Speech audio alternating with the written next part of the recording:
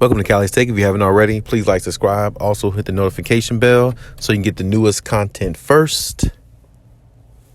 But let's just go ahead and jump right in. You know, Richard Jefferson, former NBA player, speaks on the Clippers and the turmoil that's going on with the Clippers overall right now that's surrounding them. And, you know, when we speak on things like that, that seems to be usually always is something going on in the locker room or something going above their head, which is the front office. And when we think of front office, of course, we think about Lawrence Frank, Steve Ballmer, people like that, in the offices and doing the negotiating and, giving out restrictions and all those type things to the players that's coming from above up there. So when we speak about that, that's definitely a problem, definitely a problem for any team, especially, when the team is not playing well. We saw the same thing kind of sort of happen last year with the Lakers with Rob Pelinka and, LeBron James and all that type stuff. And a little bit this year, but more so last year with all that turmoil. And it's almost like you're starting to notice or maybe starting to hear some of the same things with the Clippers. The good thing with the Clippers is they got so much talent. They're still in the playoff picture. They're like number 5 or 6 seed right now. They got Kawhi Leonard, and this team all the way around is really built to do something good, but they have to put it all together in order to do so. And they can't just leave it undone or the way it is right now. Otherwise, it's not going to work. It's not going to pan out. So with that being said, when I think about the situation with the Clippers, based upon Richard Jefferson said, matter of fact, you can look right here and see the comments yourself. But basically, he's talking about it's coming from the top.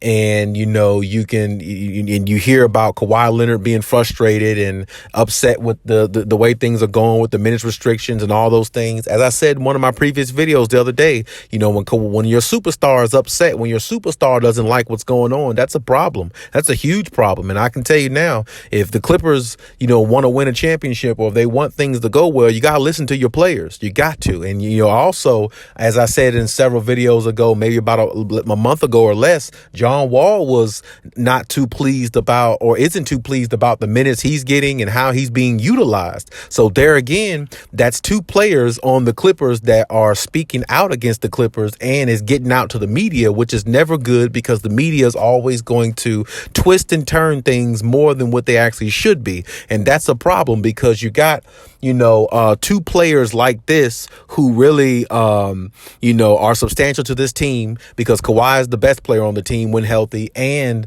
John Wall was sent there to be that point guard that the Clippers been missing this whole time, the whole operation they've been together. So it's like, you got two major pieces like that, and they're almost speaking out against the Clippers in some type of way. And it's really not good because when you think about it and based upon what Richard Jefferson is saying, about hearing like rumblings in the organization, within the organization, who should be playing, who shouldn't be, all those type things. It's so much turmoil going on with those type things. It's not allowing the team to flourish the way they're supposed to. And what Richard Jefferson also was saying was basically it's too many cooks in the kitchen.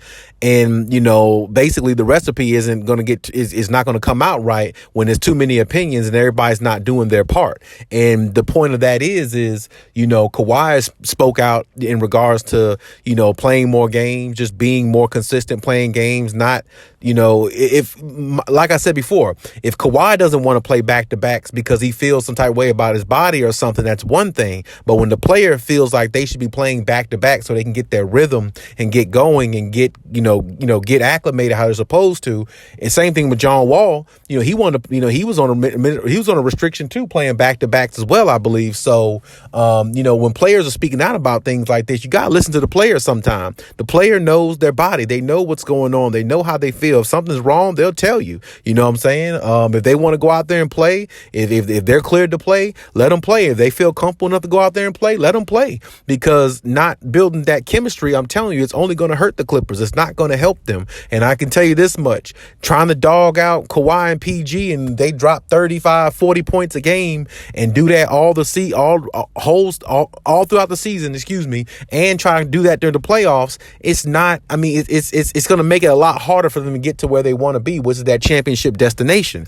Think about it. 2 years ago, They were, expending a lot of energy in the first round with the Dallas Mavericks. They were down 0-2. They were down 0-2 in every series. You know what I'm saying? And like I said, they got to the Phoenix Suns without Kawhi because he got injured in the second round against the Utah Jazz, but they couldn't finish it because it's like it takes too much energy coming back down from 0-2 and all those things. No, have these guys out here building this chemistry with these other guys. Have them play games. I mean, you hear it on TNT. You hear Shaq. You hear Chuck, Kenny, all of them. Playing games is how you really become a dominant team. You got to play. You got to be out there. You can't just always, okay, we got Kawhi Leonard. We'll be fine. We'll just minutes restrict him and not have him play back-to-backs all year long. And you know what? He'll be ready for the playoffs. Yeah, he'll be physically ready for the playoffs, I think, by then. But cohesion wise, he won't have the cohesiveness with this unit that he has. There's new pieces on this team. There's new players on this team that he hasn't played with since he's been on this team. Now, good for him. He's played with Norman Powell before because they won a championship in Toronto, but he hasn't really played with Robert Covington like that. You see what I'm saying? He hasn't played with John Wall. You see what I'm talking about? Like there's some chemistry building that they need to build. They need to have this down pat. John Wall needs to know who to go to and who to give the ball to at the last waning moments of the game. He needs to know how to get, Kawhi in his spots and where he's supposed to be, things like that. He needs to know all these things if he's going to be like a point guard that they need that can get them over the hump. You know what I'm saying? He's going to need to know all this stuff, and PG's going to have to know where he needs to be. Him and Kawhi's going to have to be more chemistry based. I mean, it's a lot. It's a lot when it comes to chemistry. It's a lot when it comes to team building chemistry to be a championship roster. And that's what the team wants to be. They got to play games. They got to be out there. And if they're not out there, they're not playing games, it's not going to be built. It's not going to happen. If it doesn't happen, then you have a problem. And if that problem arises, if they don't win a championship, it's all for nothing this operation was built for. So it's like you don't want that to happen.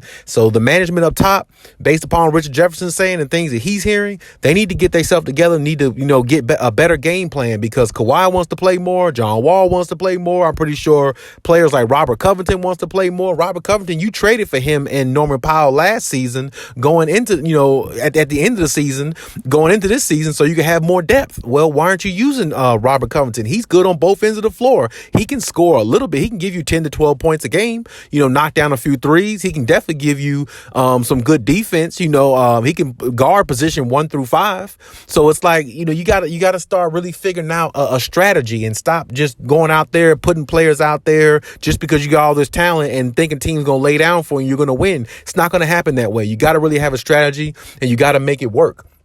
And you got to make it work fast because the season is going. We're already halfway through the season. The other half will be gone. Playoffs will be here before you know it. So I hope the Clippers get it right. I hope Kawhi gets happier. And I hope that, everything rounds into shape the way they want to, because if it doesn't, then they're in for a rude awakening. But hey, that's my take on everything. Leave any comments in the comment section. Check out my other videos if you haven't. And hey, till next time.